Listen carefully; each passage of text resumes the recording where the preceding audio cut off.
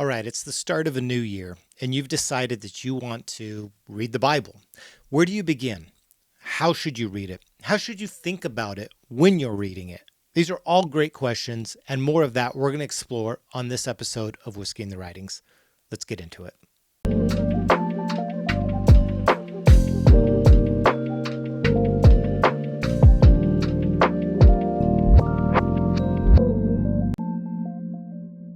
Hi, everybody. Welcome to Whiskey in the Writings. This is where we slow down, we pour a drink, and we wrestle with the big questions of faith, scripture, and life. This is a space for the spiritually curious, the skeptic, and the seeker who still wonders if there's still something good and true at the heart of it all.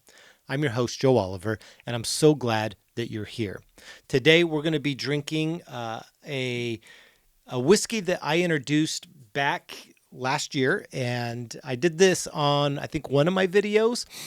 And the crazy thing about this bourbon is that in the show description, I actually had to change the title or at least spell it differently because YouTube wouldn't let me put that in the text. Because if you can't see already today, we've got some chicken cock. Yep, you heard me right. Chicken cock. This is what we're drinking today. This is a Kentucky straight bourbon. And it was introduced to me by a friend of mine. I went over to his house. We were hanging out. He has a whole whiskey collection far greater than what I have. And he asked me if I had ever had any, and I hadn't at that time. And I'm so glad that I got to try it because it easily became a favorite, not only with me, but in our house over the Christmas break on Christmas Eve. Our family does traditions like pajamas, and Jane and I decided that instead of getting each other pajamas, we got the kids some cool stuff, but instead of giving us pajamas like we would with the kids and open them on Christmas Eve, we decided to get something we could all enjoy that night. And so I got some chicken cock, which is what we're drinking here, and we picked out a game. And so after we opened up presents, the kids got into their PJs. We shared a drink and played board games. It was a lot of fun. So I wanted to bring it back because, again, it is a delicious, delicious bourbon. You can drink this neat. You can mix it, which I wouldn't do because it's so delicious just as it is. Maybe you could put a rock on it, dilute it a little bit with the water, but it doesn't need any of that. It's just great on its own. If you see this on the shelf, you should pick some up. There is a rye version of this that I've been keeping my eye on. It's a little bit more spendy, more than I'm interested in getting at the moment. So I've held off on getting the rye. So hopefully I can get it soon and try it. But the bourbon itself is great. And so if you see it on the shelf, this is definitely one you want to have to sip on late at night. Real easy drink, nightcap type stuff. So this is chicken cock. This is what we're drinking here. So whatever you have in front of you, cheers to the new year. Here we go. We have a whole new year of content that I'm excited to dive into because what we're going to talk about today is going to serve as kind of a launching pad into something that's coming into this year that I'm working on personally. And so I'm going to explore a lot of these thoughts and ideas with you on this channel. And so this is going to be kind of the kickoff on it. But whatever you have in front of you, pour your drink, sit back, grab your Bibles. Cheers. Here we go. So, as I said in the opener, you probably are wondering if you want to read the Bible this year, or maybe reread it again, or maybe start a Bible in a year plan. I am very familiar with this. I actually made a video a while back about should you read the Bible in a year. My answer is, I guess, sure, if you want to, but that's probably not going to be the most helpful for you. I say that to say that there are lots of people that would disagree with me. I was on the socials just today, and I was scrolling through, and I saw a former pastor friend of mine that posted his follow up to reading the Bible in a year, and he just had lots of great things to say about how it helped form and and help him grow in this past year. So I'm not saying it's impossible. I'm absolutely sure it is. I'm just here to argue that it's maybe not the most fruitful way to read the Bible, is to cram it all into a year, into these chunks of passages that, by the middle of the year you've forgotten where you're at, or you've gotten behind and you feel guilty and shame and all these things that shouldn't be a part of reading the Bible. And anytime that you have guilt when you're beginning to open up the Bible, it's just the wrong motivation. And so you shouldn't do it because you're feeling guilty or shame around whether you have or have not read the Bible in this week, day, month. My challenge is to pick it up anywhere. Now, maybe not anywhere, but pick it up and to wrestle with it. And so I want to provide some actionable steps, some helpful things that I think will help you launch into this. So if you're someone who you've been curious about reading the Bible, maybe you've seen a few episodes on this channel and you're wanting to maybe explore a little deeper, but you just don't know where to go because maybe for you, reading the Bible was a task to be completed as a part of your spiritual journey. And there's been a lot of pressure and guilt and shame, like we've been talking about, from pastors or spiritual leaders in your life that, tell you if you're not reading a certain amount of your Bible within a certain period of time that you don't love Jesus as much as they do, or something to that effect. And I just want to just express to you the freedom to let that go, that your walk with Jesus, whatever that looks like, is a journey that you're on uniquely. And there are some best practices that can be encouraged for you, but those things shouldn't be out of a place of fear, guilt, or shame. And so I want to say let that go. And I want to invite you into maybe a better way to explore the text. And so there is a concept I've been working on recently. And that concept is something that I want to work into more videos in the future. So this is kind of the genesis of a long thought process that I've had that will hopefully materialize in a set of writings on the website, storiesatov.com, on our stories section where we post a lot of content. And so, but then maybe even into a long form content of some kind in some shape. But I'm working with this premise. So let me just share what it is. Okay, this is how I think you should read the Bible. In my opinion, and in my, who am I? I'm Joe here with a camera in front of me, and you're tuning in. But my suggestion when you open the Bible is to read it thematically. So I would encourage a thematic reading of the Bible, and up and against maybe more systematic ways that we've been trained to read the Bible. And so here's what I mean by that. Oftentimes, when we approach the Bible, we approach it very systematically through a process of trying to discover chapters and verses that lead to my own edification and growth and spiritual journey. What I mean by that is this. There's a few different approaches that when people go to the Bible, oftentimes it's not through the lens of just, I want to discover God's story in fresh ways or meaningful ways. It's I'm going through something and I want to find answers. We treat the Bible like it's a rule book, an answer book to all the questions that we have about life. And that's just a fallacy of thinking. The Bible does not contain every single answer to any question that you're going to ask it.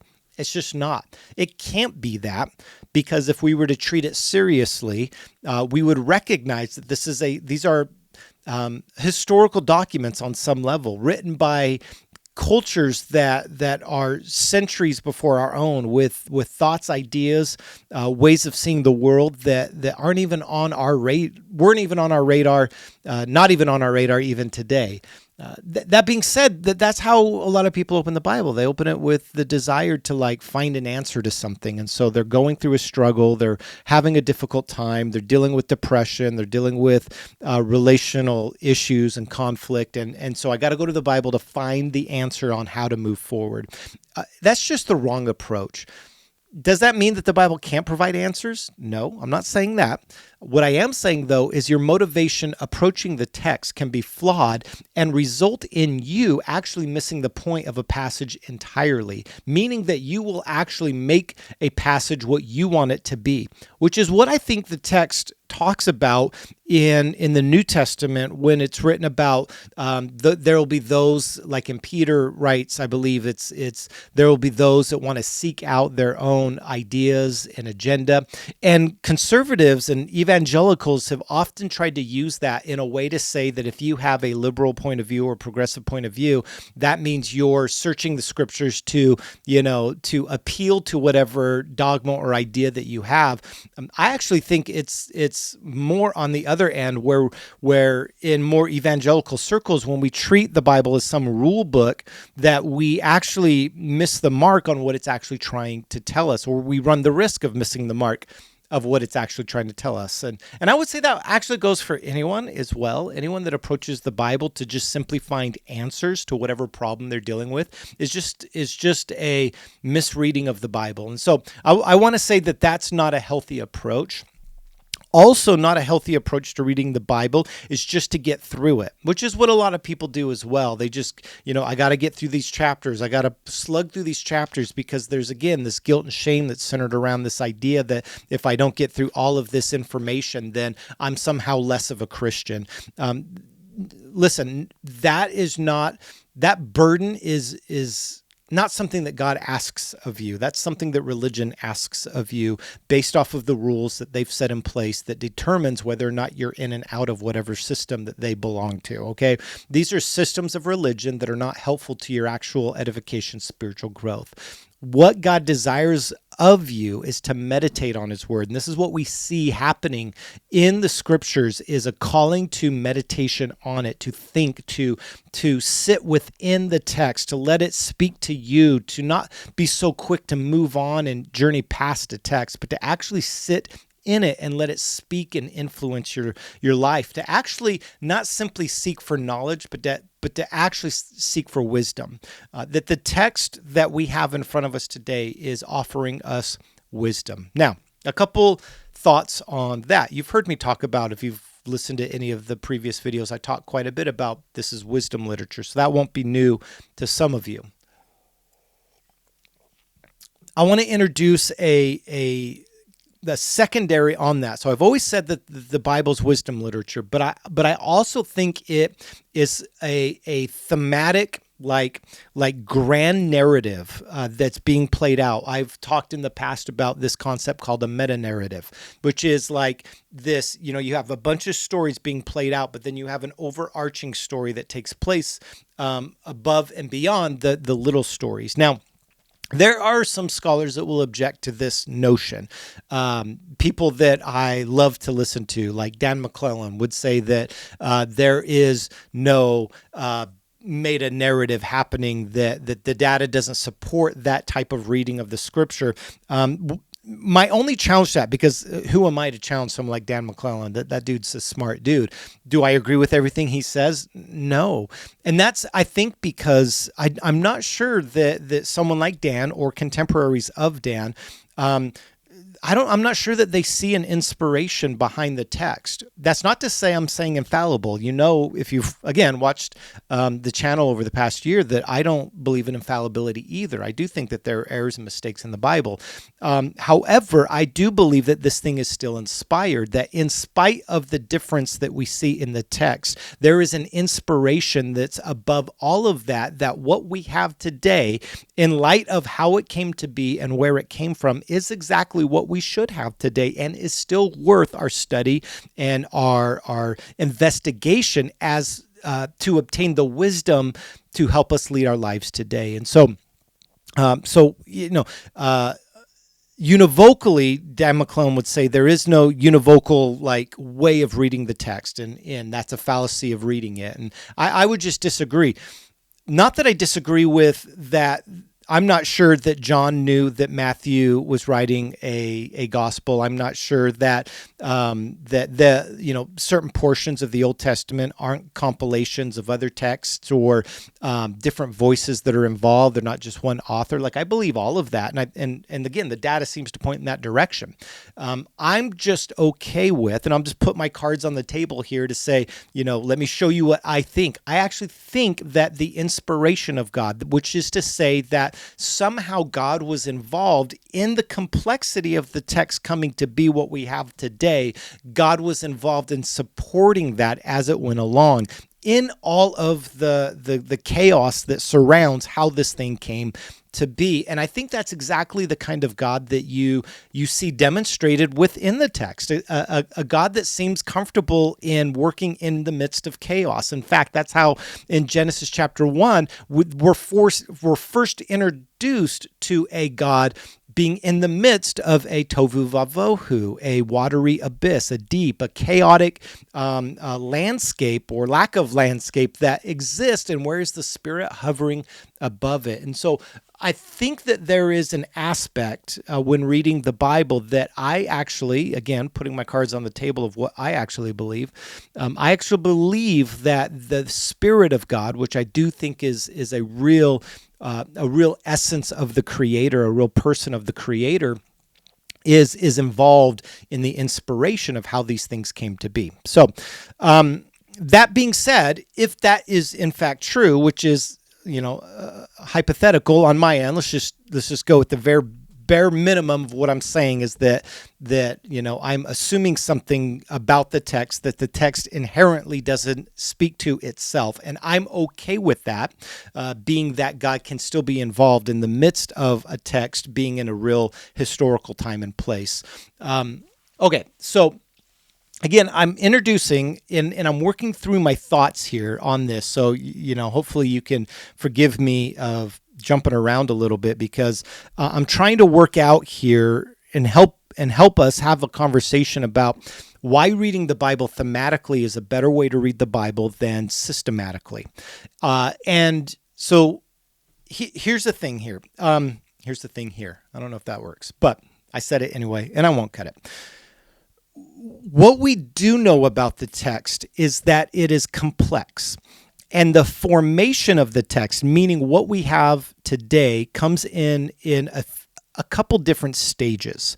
And so I would argue that stage one of the text was how the text was actually written down, which is something that we can never really know in the sense of what parts of a text were written down and what parts were not. So there's this famous story in the prophet Jeremiah. Okay, time for a quick pause. If Whiskey in the Writings has been helpful to you, there's a deeper layer of this conversation happening off of YouTube. Over on storiesoftove.com, Whiskey in the Writings has its own home. That's where I share extended reflections, behind-the-scene thoughts, and upcoming conversations that have never made it into these videos. It's also where you can sign up for our newsletter. No spam, no noise, just thoughtful writing, and a heads up on what's coming next. If you want to stay connected beyond the algorithm, head over to storiesoftove.com and sign up for the newsletter today. All right, let's get back into it. Jeremiah is writing, and God tells him to write down all the words that he's telling them. And so, Jeremiah, or better yet, Baruch, his scribe, is writing down all the things that he's telling them. And then he takes that scroll and he presents it to the king. And the king takes that scroll and he throws it in the fire and he burns it. So Jeremiah goes back and he begins to write down again the things that God had told him, except there's a detail added in there from the scribe Baruch that all the things that God had told him and more was added to the scroll. So it's this idea that what part of Jeremiah is actually genuine can be asked. Is the part that was Jeremiah's first scroll that got burned up, is that genuine? The stuff that did not include the additional stuff that was in part 2 of that scroll, or the second writing of that scroll. And so is the second writing more inspired than the first writing? And what part of that is scripture?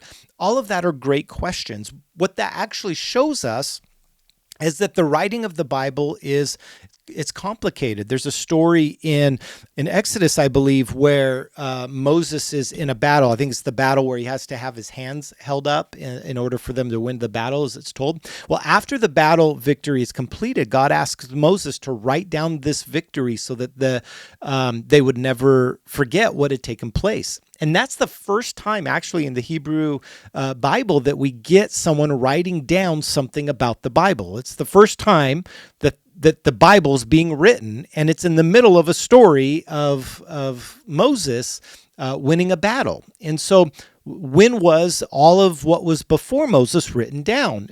Did the people who compiled that information have all the previous information? Where did they get that from? Who wrote it? When did they write it? All of those are questions that are still being answered by scholars today, and we really just don't know. So when we think about the writing of the Bible, it's a complex situation.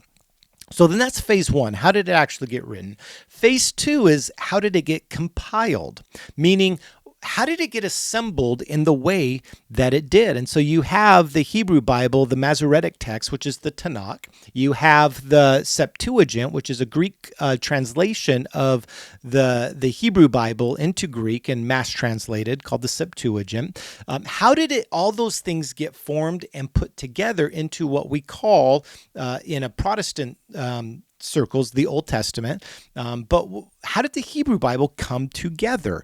And so there are thoughts about this, and one of the primary thoughts about how this was formed was in the Second Temple period of Judaism. So Second Temple simply refers to the time when the Israelites were allowed to come home from Persia. Persia had, Babylon, but the Persians had taken over Babylon, and part of their policy was to release prisoners back to their homeland. And the Persians had this fascinating invention when they would conquer people, is that instead of just destroying them and destroying their lands, they would ask for allegiance. So the Persians would go into places that they were about to conquer, and they would basically send someone in, an ambassador to go in to essentially say, hey, you can surrender or we can come in and kill you. But if you surrender, we'll let you continue to worship your gods. We'll let you live in your city. You just got to give us allegiance, taxes, all that kind of things. And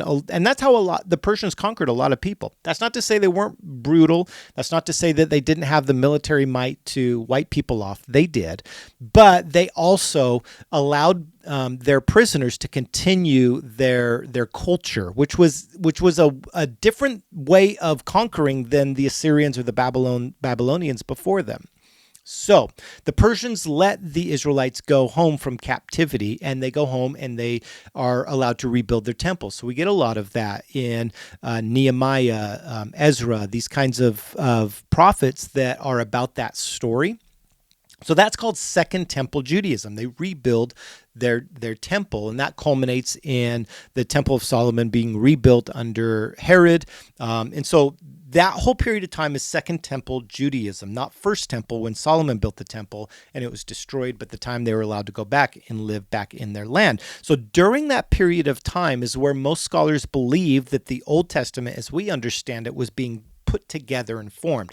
Not to say that those texts were being written at that time, but they were being organized and formatted and even edited to reflect something like what we have today. Was it exactly what we have today? Probably not, but very, very close to what we have today. The kind of Bible that Jesus would have read when he was alive, that the New Testament authors would have read when they were alive, that this formation and editing. Now, why would they do that? Is a question. Why wouldn't they just keep the words or the stories exactly as they were told maybe in their first iteration? You get a lot of this, like in the writing of Chronicles and in Kings, it'll say, as it is written in the annals of the kings, right? So they're borrowing material, but they're not being deceitful about it. They're actually telling you that we're getting this story from something else, but they're using it in their context for a specific purpose. What would that purpose have been? All right, this is the discussion of how we get our Bibles, right? So hopefully you're not getting bored yet. I'm leading to a place here that I'll land on. But So they're choosing certain stories for certain purposes. They're writing them and editing them in certain ways, and that's okay because they're not trying to pull some fast one on us and trick us. They're actually telling us what they're doing in the text, right? So this isn't some secret thing that's going on, but they are doing it specifically. And I've talked about this when I've talked about the Gospels, and this is how I think of the formation of what the Old Testament has become today. These are theological works as much as they are historical works. So what I mean by that is, do these Old Testament stories contain history or a shared history, oral tradition? Absolutely. I think they do. Are they exactly the way they were written? Probably not. Were the histories exactly the way that they were told in Kings and Chronicles? Probably not. What they were was actual theological editing on behalf of Second Temple Judaism, trying to reflect and understand what God was up to as they were God's people, reflecting on the promises of God and asking the question, where is God at and what is he up to now? And so they begin to develop a set of texts that become the framework by which they identify themselves as the people of God. And this is a theological work, what they believe about God. These are theological writings at the very core of what they are. They're not meant to be read as pure histories as we think of history today. Like if we were to read a history on the Gettysburg Address, there are ways that you would read that as factually, historically true. Okay. This is hard to understand because sometimes we go, well, if they're not factually, historically true, then they're lying. Okay. That's an assumption based off of how you read history. Okay, you read history and you go, well, if it didn't happen this way, then it's wrong and maybe they're lying. The way that ancient people wrote texts in the ancient world weren't as concerned as historical, factual histories. Even the stories of the Caesars that have been written down through periods of time, of Alexander the Great, there are exploitations of that text that are taking place, things that are happening with the text to actually communicate a greater truth about people like Alexander. And so one can assume that the same liberties would be taken with a King David. Did a King David live? I think he did. Did he do some of the things that he did? I think he did. Did he do them in the way that they're written about? Maybe not. Okay. And we just need to let that be for a second, because what's happening is a theological conversation. This matters when we're talking about reading the Bible thematically. Okay. So that's the Old Testament. That's some thoughts on the Old Testament. When we get to the New Testament, it's a different process altogether, because the Old Testament was formed over centuries and actually solidified in the new centuries, like in the second and third centuries CE is when the formation of the Old Testament, or the Tanakh as we know it today, was actually canonized, might be the right word, or accepted and approved by the wider Jewish community and read throughout synagogues. And that had an influence all by itself with the destruction of the temple in 70 AD. Now, what do you do as the people of God when you don't have a place to worship your God? How do you actually deal with that? These are the things that are in the hearts and minds of in Judaism as they're beginning to formulate their texts around a theological point of view. What is God up to in the midst of what we're experiencing? Okay, when there is no sacrificial system allowable anymore, what do we do? Because there is no temple, we can't perform certain sacrifices as the Torah tells us to. What do you do with that? So you have to reimagine now, what is God up to? That's what we have in the New Testament. It is perfectly permissible, in my opinion, that the Old Testament can be read thematically because it is by and large theological in its inception and conception. Okay, so the New Testament came very quickly on the scene. Even if you date it to like the second and third century as its completion and some of the works that are contained in it, and that's being generous to the scholarly debate around it, it is still a very quick forming set of texts that come together. 300 years or even 200 years that we have something like this is actually pretty remarkable in the ancient world. And even then, the texts were disputed and there were discussions around what should be in and what should be out. And that's a conversation for a future video. That being said, these are theological works as well. all of the Gospels, the stories of Jesus's life. So for instance, this is one of my favorite things. If I were to go back to the back of John's Gospel, the end of John's Gospel, there's this little footnote that's put in, and it starts in verse 24 of John chapter 21, and it says this. This is the disciple who testifies these things and has written these things, and we know that his testimony is true. There are many other things that Jesus did, and if every one of them were written down, I suppose the whole world would not have room for the books that would be written.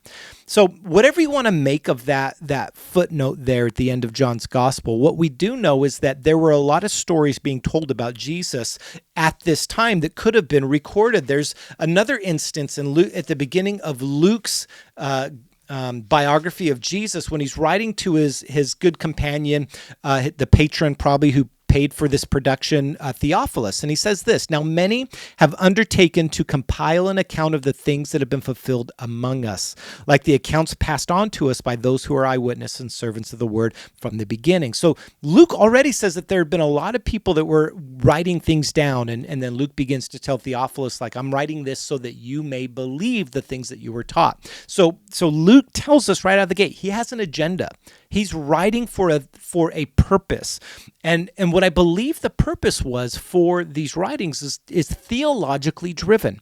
They are trying, the agenda of the gospel narratives are to get you to believe that Jesus is Lord, that he is God, that his kingdom has come. That's why they're writing. They're not simply going, hey, you know what? We saw this guy. He did some really cool stuff. We just want to tell you about it, so we're going to write it down. Nope. They didn't do it that way.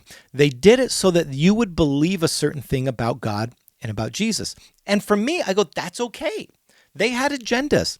That's okay. These are theological works. Now, why do I spend this time trying to build that argument? These are theologically driven first, not simply historical.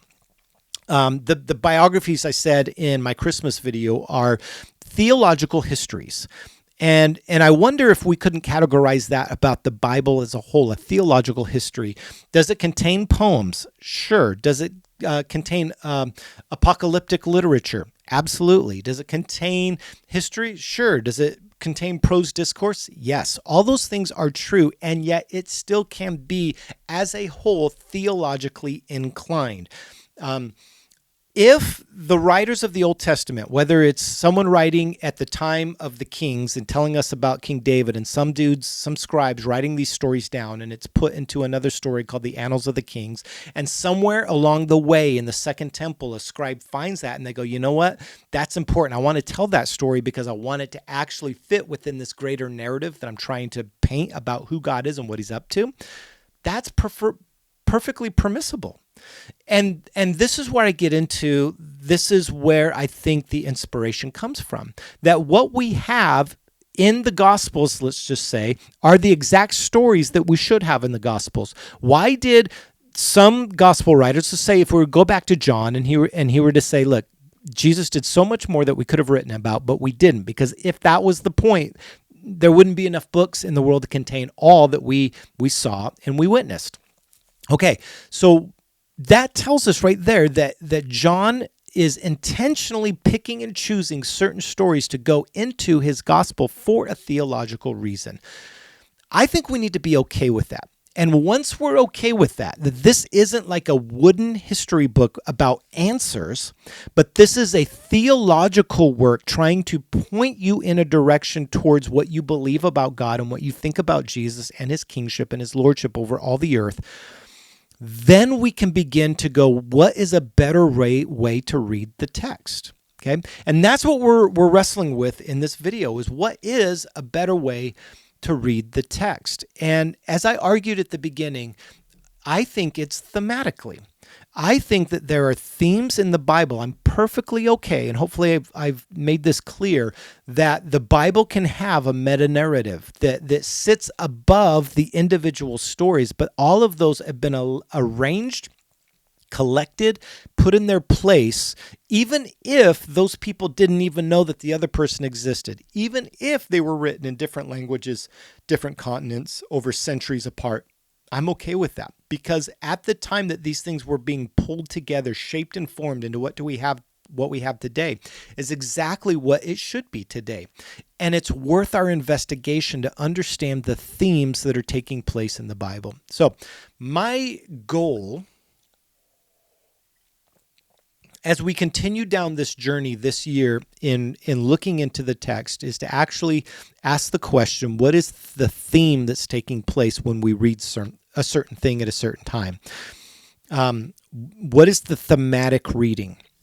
Now, if you've watched any of our videos in the past, you'll know that I'm a big proponent on how Genesis 1 and 2 and 3 shape the formation and the trajectory of the Bible going forward. I'm highly influenced by, the Bible Project, Tim Mackey. They've been talking about thematic readings for a very long time, long before, in fact, my influence comes from them, by and large. There are others like, N.T. Wright, as you know, is a big influence on me in reading thematically how the Bible works together in different places and at different times. But I do believe that Genesis 1, 2, and 3 are the like keystone, the lens by which we see the rest. Now, there are people like Dr. John Dixon out of Wheaton College that talk about that we ought to read the Old Testament through the lens of Jesus, i.e., how Jesus sees the Old Testament is how we ought to see the Old Testament and read the Old Testament. There was a long time I actually thought that too, and I'm beginning to shift away from that to actually say I think the lens by which we ought to read the rest of the Bible is Genesis 1, 2, and 3. I think there's so much theologically packed into that text, those 3 chapters that set the stage of everything else that's going on in the Bible thematically and help shape how we understand the rest of the stories in the Bible. If Genesis 1, 2, and 3 are the foundation stones to reading the Bible, then I think Revelation 21 and 22 are the capstones. They're the roof. They serve as like these bookends to how we understand the Bible. Everything draws back to these narratives that have been formed of Genesis 1, 2, and 3 and Revelation 21 and 22. Now, I'm not saying that the authors of the Bibles knew that or those who placed the books where they put them knew that. Could it be inspiration that they're the bookends of our actual Bibles, Protestant Bibles, Catholic Bibles? Coincidence, maybe, if you believe in coincidence. I believe in inspiration. I just think that it's too on the nose to ignore. I'm not a scholar, okay? I'm not. I have my master's degree in biblical theology. I've been a pastor and been teaching the Bible for over 25 years, but I would nowhere say I'm near a scholar when it comes to like the way that I read scholars today. They're in a different stratosphere of information than I am. Nor am I an apologist. I'm not here to defend why the Bible's true or not true. I'm not here to argue for why Quirinius was the governor or not the governor of the time of the census in Luke's gospel. I'm not here to try to argue apologetically the text. There are a lot of people that are smarter and better at that than I am. And so that's not me either. I'm not a scholar, neither am I an apologist. So what am I? What I hope to be is maybe pastoral, someone who is a theological pastor for some of you, for the misfits, for the outcasts, for those who don't belong, for the skeptics, for those who still believe this stuff, but just maybe not like they used to. That's what I am. I have a pastor's heart, which means I want this to impact you, not simply provide you information. And so if anything, I hope to not be the scholar that's going to debate all the things, not be the apologist that's going to defend all the things, but to be the pastor, this third voice in your life that actually says, how does this actually impact you in day-to-day living? How does this actually work in you? Because if my hypothesis is true, and I believe it is, that this is inspired by a divine being that we call Yahweh, God, and his son Jesus, then it's worth investigating the wisdom that it offers us today and how that can actually change our lives for the better. And to do that, I think our first step is to abandon reading the Bible like a rule book, abandon reading the Bible like a wooden set of systematic thought, but actually open our brains and creativity up to read the Bible thematically and see how God's story is unfolding from Genesis 1, 2, and 3 all the way to Revelation 21 and 22, and how you are being swept up into that narrative through God's divine working through humans. I mean, it's all comes together when you read it thematically, and then you can let go of some of the debates of the apologists and some of the arguments of the scholars. All of a sudden, those things become mute because you don't have to sit in the weight of, is it true or not true? I believe it is, okay? So all of a sudden you might be saying, well, do you not believe it's true? I do believe it's true. Probably not in the way that you say it's true, though, okay? Because I think these are theological writings meant through the inspiration of God to actually bring us wisdom and how we ought to govern and live our lives here and now as we look forward to the kingdom of God bursting into the world. So that is my argument, is you are beginning to go into this year reading the Bible. The question you should ask yourself is, what is the theme that's being played out here? What is happening that goes beyond just the words on the page, but what's the story that God's telling through this story that I'm particularly reading? And how does that story fit in the grand narrative of what God's up to in the world? And if that sounds interesting to you as a way to read the Bible, stay tuned, because we have lots more where that came from. I want to thank you for watching this week's Whiskey in the Writings. Next week, we're going to have another edition for you. If you want more of this content, subscribe to the channel, like the channel. We'd love your participation.